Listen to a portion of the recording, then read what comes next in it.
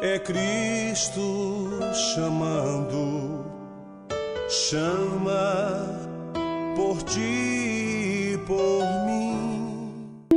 A Real Bus está de volta à estrada. Uma volta responsável e controlada, seguindo todo o protocolo de higiene recomendado pelas autoridades de saúde. Uso obrigatório de máscaras, álcool em gel para todos, higienização completa dos ônibus e renovação do ar a cada minuto durante o trajeto. Se o seu destino for João Pessoa, Campina Grande, São João do Cariri, Serra Branca, Sumé, Monteiro, São José dos Cordeiros ou São Sebastião do Umbuzeiro, conte com a gente. Mesmo em tempos desafiadores, o compromisso da Real Bus é com a sua satisfação. Graças a Deus por nos reencontrarmos nesta manhã de terça-feira. Hoje estamos aos 11 dias do mês de agosto. E hoje comemora-se o dia do advogado, o dia do hoteleiro e também o dia da consciência nacional e do magistrado e também do estudante. São várias celebrações no mesmo dia.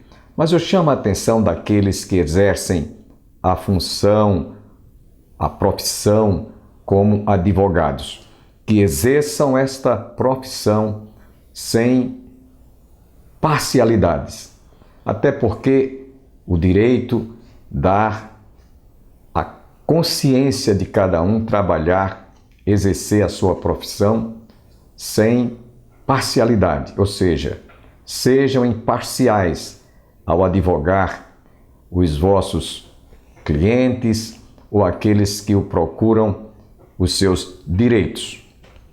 Opção para a Vida hoje estará trazendo a conclusão do estudo sobre a carta em Laodiceia. Esta igreja, inclusive, recebeu esta carta do apóstolo João por revelação apocalíptica lá na ilha de Patmos. Estaremos, portanto, ouvindo dentro de instantes esse estudo e a conclusão.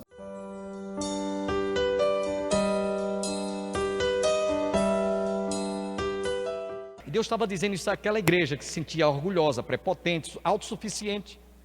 Vocês estão tão enganados com essa riqueza passageira, fútil e vã e banal, quando vocês poderiam reconhecer-me como Senhor, Criador de tudo isso que está aí. Vocês estão desfrutando, estão usufruindo de uma riqueza, que eu sou o autor de tudo isso aí. Era como se Deus estivesse dizendo isso àquela igreja. No verso 15, que eu chamo a atenção de vocês. No verso 15, aqueles cristãos sofriam a influência da vaidade, das riquezas que eles produziam, e aquilo estava também trazendo uma certa influência na vida da igreja em Laodiceia. Então, eles conheciam, preste atenção no que eu vou dizer, eles conheciam, por experiência, o que era o sabor da água que eles bebiam, porque quando eles criaram um arqueduto para transportar água para a cidade de Laodiceia, e enquanto a água saía de lá quente, como eu disse a vocês, que eu tomei banho lá e posso falar com autoridade, porque a água é quente mesmo. Quando aquelas águas chegavam lá no destino, nas torneiras das casas, elas chegavam mornas. Então Jesus, nesta carta à igreja de Laodiceia, usou um acontecimento que eles sabiam que era água morna, que muitas vezes a pessoa, quando toma água morna, pode até vomitar. E aí Deus, para reprovar aqueles cristãos da igreja de Laodiceia que estavam também vestindo a camisa da opulência, da autossuficiência, da riqueza, dos bens, precisavam de realmente se sentirem diante desse Deus, o qual eles haviam rejeitado, se sentirem vomitados. E aí eu chamo a atenção para você entender, porque nesse capítulo 3, no verso 15, nós vamos encontrar o Senhor dizendo: eu sei as tuas obras, que nem és frio nem quente, tomara que fosses frio ou quente. Verso 16, assim porque és morno e não és frio nem quente, vomitar-te-ei da minha boca. Era como se Deus estivesse naquela hora mostrando, através dessa linguagem figurativa, que eles conheciam, eles sabiam que era águas mornas. Era assim que eles deveriam se sentir diante desse Deus que eles haviam desprezado. E aí, quando aqueles cristãos, eles ouviram isso, no verso 15, o Senhor disse: conheço as tuas obras. Eu sei as tuas obras. Aliás, em todas as demais igrejas, essa expressão ela está presente em todas elas. Eu conheço as tuas obras, eu conheço as tuas obras, eu conheço as tuas obras. Sabe, irmãos e amigos, Deus conhece você, Ele conhece a mim. Se você ler o Salmo 139, você vai ver que ali está a onisciência, a onipresença e a onipotência desse Deus. Ele conhece, até os cabelos da nossa cabeça estão todos contadinhos. Eu não sei quantos cabelos eu tenho no meu bigode, mas Ele sabe. Ele conhece o nosso andar, o nosso levantar, nos diz o Salmo 139. E aí eles haviam desprezado toda a sabedoria desse Deus. Eu quero aproveitar aqui e ler para vocês o que está escrito lá no livro de Provérbios, falando sobre a soberania de Deus. Versos 10 a 19. Nós vamos aqui encontrar a excelência da sabedoria. O escritor sagrado diz assim: aceitai o meu ensino, e não a prata, o conhecimento, antes do que o ouro escolhido, porque é melhor a sabedoria do que as joias, e de tudo que se deseja, nada se pode comparar com ela. Eu, a sabedoria, habito com a prudência, e disponho de conhecimento e de conselhos. O temor do Senhor consiste em aborrecer o mal, a soberba, a arrogância, o mau caminho e a boca perversa. Eu os aborreço. Meu é o conselho e a verdadeira sabedoria. Eu sou o entendimento, minha é a fortaleza, por meu intermédio reinam os reis, e os príncipes decretam justiça. Por meu intermédio governam os príncipes, os nobres e todos os juízes da terra. Eu amo aos que me amam, os que me amam, os que me procuram me acham. Riquezas e honra estão comigo, bens duráveis e justiça. Melhor é o meu fruto do que o ouro refinado, e o meu rendimento melhor do que a prata escolhida. Que texto maravilhoso, que passagem riquíssima em conteúdo, dando uma definição da excelência da sabedoria. E os laodicenses tinham desprezado o que nos diz lá em Provérbios 1:7, o princípio, o temor do Senhor é o princípio de toda sabedoria. Por isso eles estavam ali, cheios, rodeados de ouro, de prata, de tudo, mas estavam sentindo sede, e quando procuraram água para beber, a água era morna. E aí Deus começa a falar àqueles cristãos da igreja de Laodiceia, dizendo para eles, conforme vamos ver nos versos seguintes, que nós lemos versículos 15 e 16, vamos para o versículo 17. Versículo 17. Como dizes, rico sou e estou enriquecido, e de nada tenho falta, e não sabes que és um desgraçado e miserável, e pobre, e cego e nu. Era assim que Deus via aquela cidade de Laodiceia, e a influência que ela exercia na vida daqueles cristãos daquela igreja. Eu quero aproveitar aqui e dar um ligeiro comentário. Veja bem, no momento em que um país, ou que uma nação, como nós temos um país lá no Oriente, que hoje está com a superpopulação, mas não tem comida, eles estão procurando o alimento para matar a fome deles. Isso é como se Deus estivesse mostrando.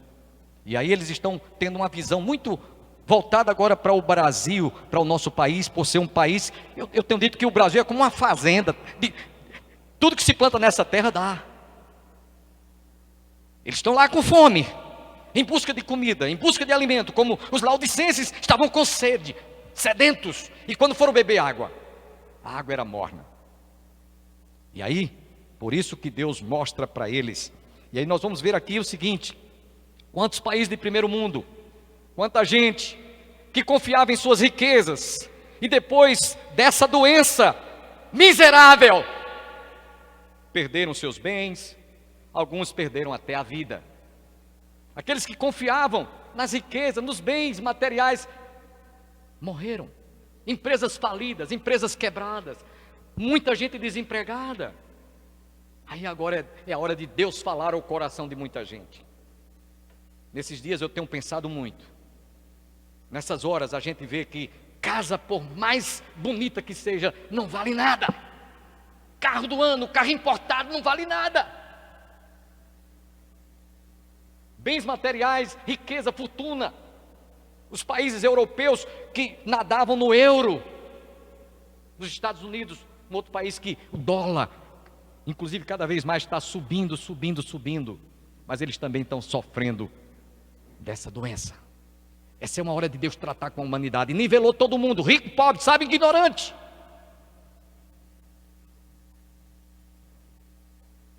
No verso 17,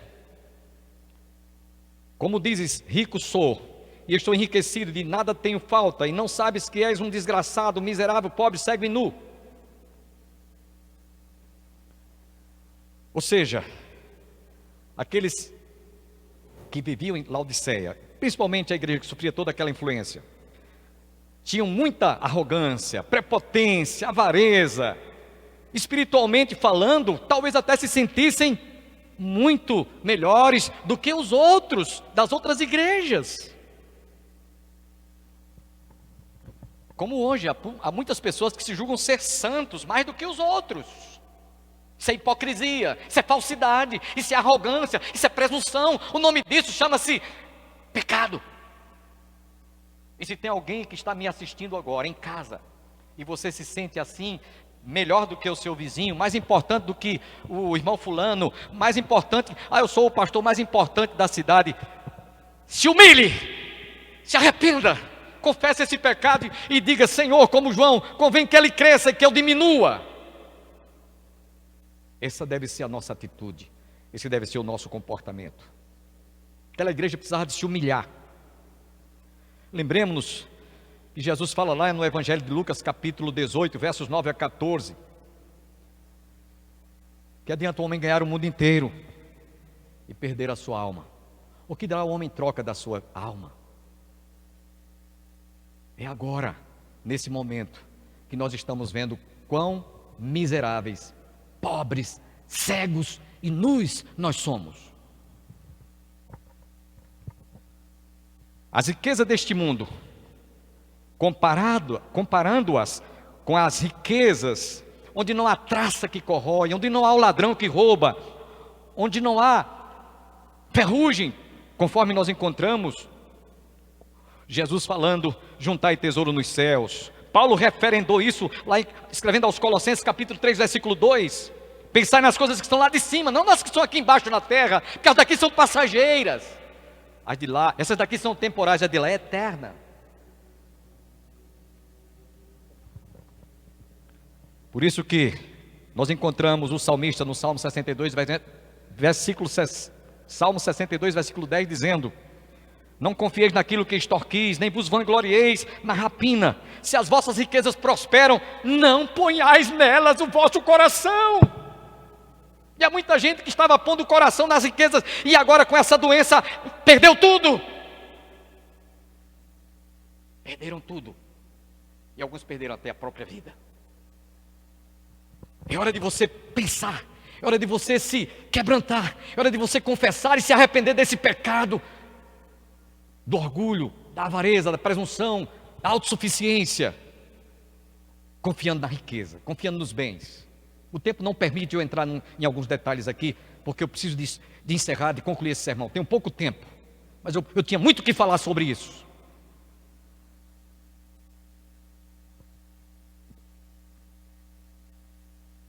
Guilherme Falter disse certa vez, preste atenção: um homem pode morrer deixando acima de 1 bilhão de dólares ou de euro ou de real. sem levar para cima nenhum tostão. Sou do tempo de tostão, de cruzeiro. Juntou aqui 1 bilhão de euros, 1 bilhão de dólares. Não pensou que isso tudo aqui é vão e passageiro. Então aquela igreja, ela estava vivendo uma situação de muita prepotência, de muita presunção. No verso 18, aí vem a repreensão do Senhor, vem o conselho do Senhor: aconselho-te que de mim compres ouro provado no fogo, para que te enriqueças, e vestes brancas para que te vistas, e não apareça a vergonha da tua nudez, e que unjas os teus olhos com colírio para que vejas. Nesse verso 18, nós encontramos aquela igreja. Ela tinha aberto as portas, os cristãos tinham aberto os seus corações para uma inversão de valores. Inversão de valores. E aliás, nós estamos vivendo uma sociedade assim. Hoje está tudo invertido. O bom é ruim, o ruim é bom, o bonito é feio, o feio é bonito, o alto é baixo, o baixo é alto. O rico é pobre, o pobre é rico.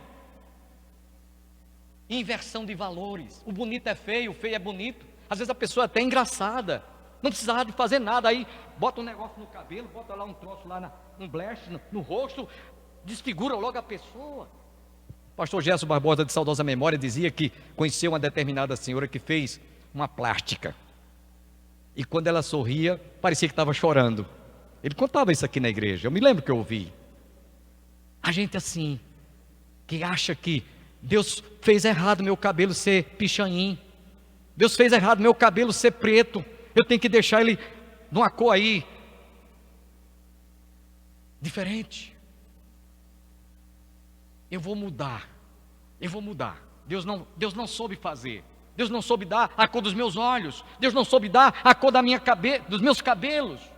Eu me sinto nanico, baixinho. Eu precisava ser alto. E alguns até nessa situação passam a tomar remédios anabolizantes, e muitos estão até morrendo. Não aceitam como Deus os criou. E aí, os valores estão invertidos. No verso 19, para a gente ir concluir. Verso 19: eu repreendo e castigo a todos quantos amam. Sê, pois, zeloso e arrepende-te. Ou seja, Deus está dizendo: leve a sério a correção e a disciplina do Senhor, pois a Bíblia diz que Deus castiga aquele a quem ama, e aquele a quem Ele recebe por filho.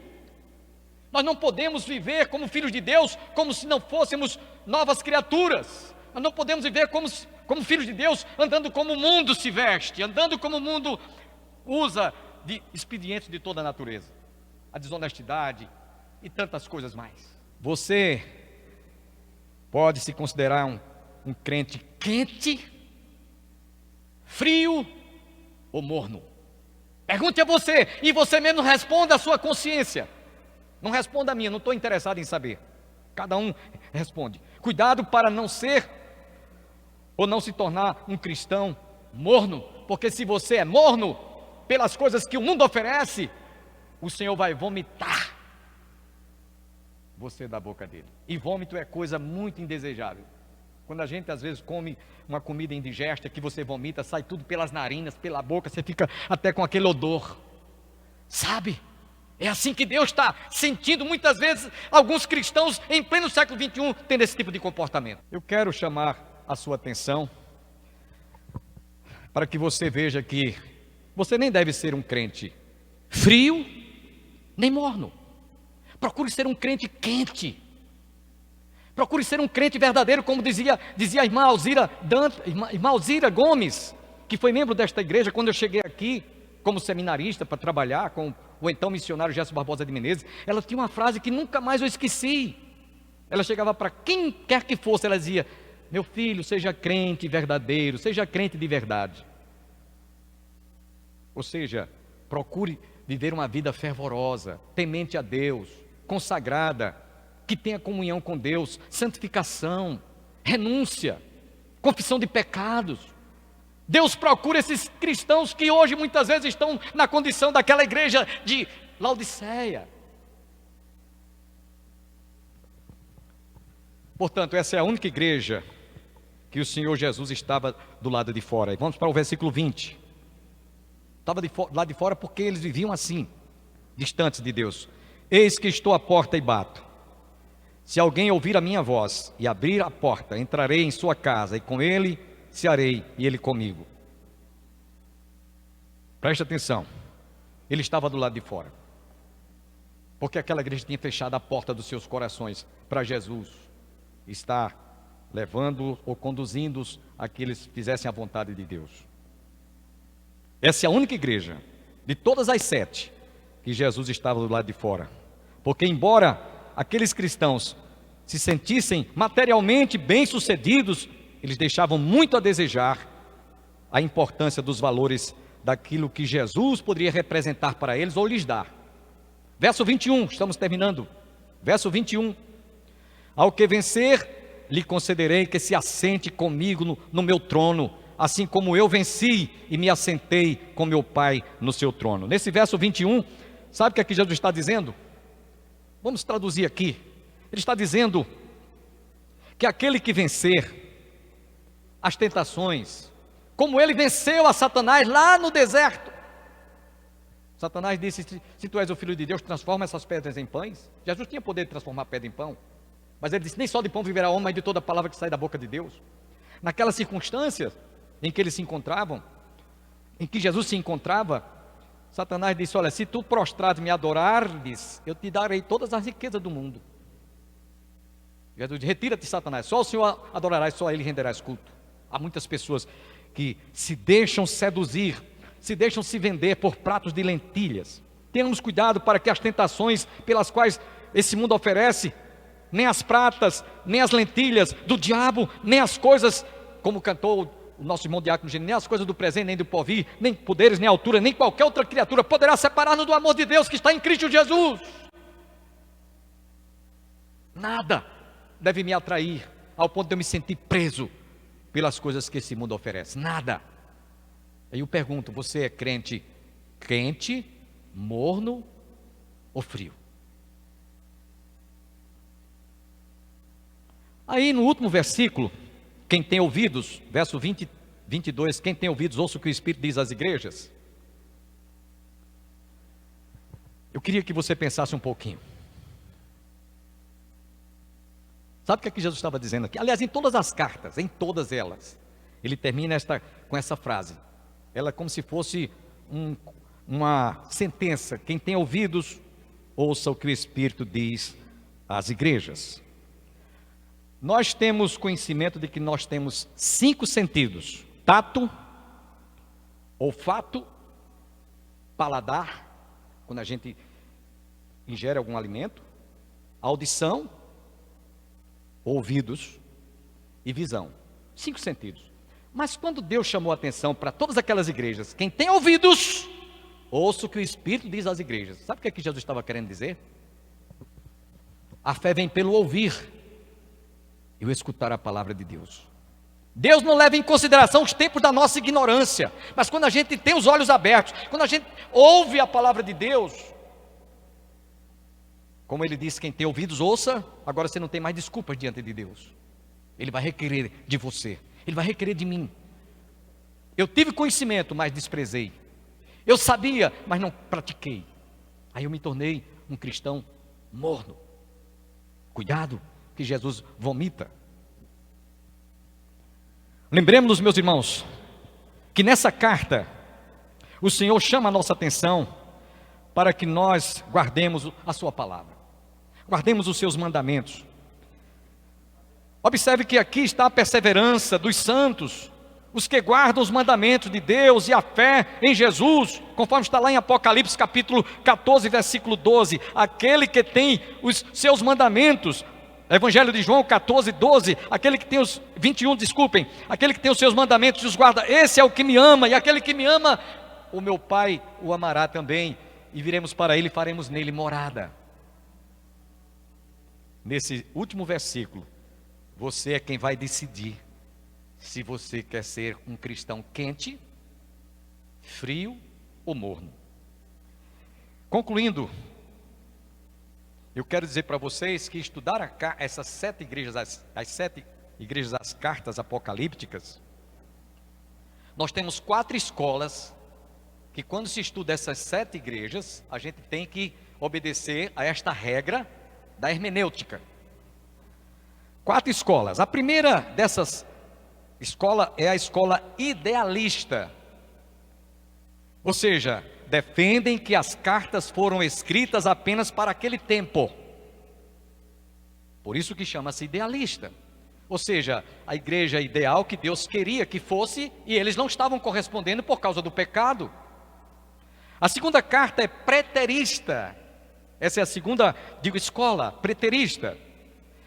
Eles eles acham e acreditam que todas as profecias do Apocalipse foram cumpridas no princípio da igreja cristã.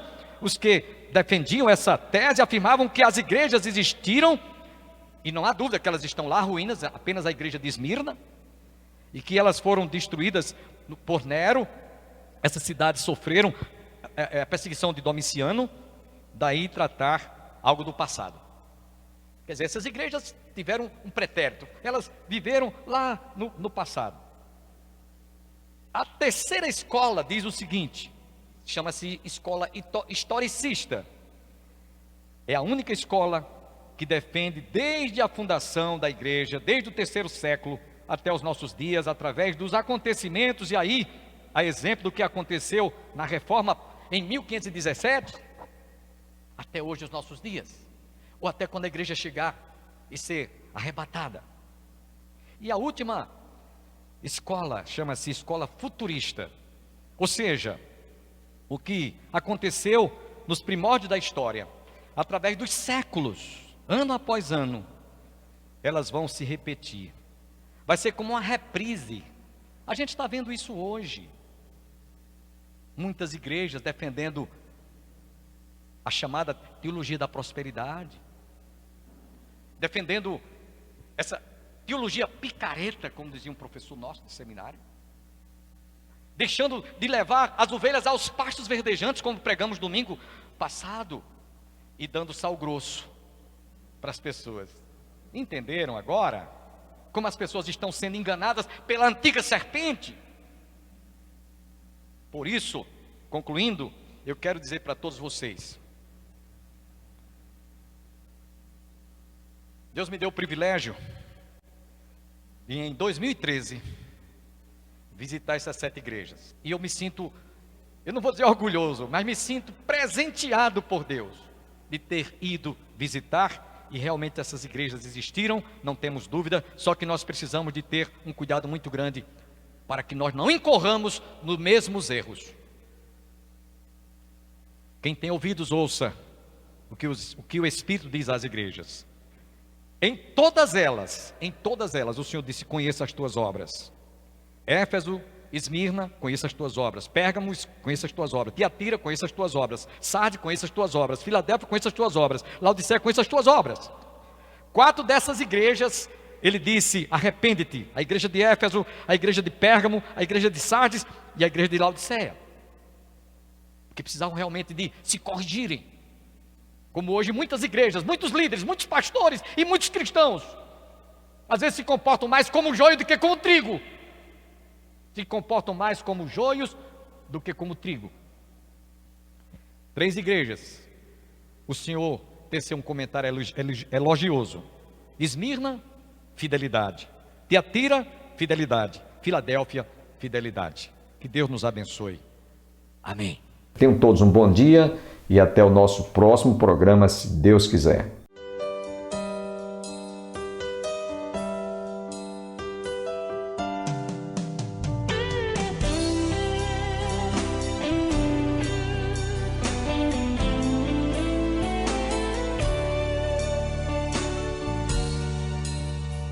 Manso e suave é Cristo chamando, chama por ti.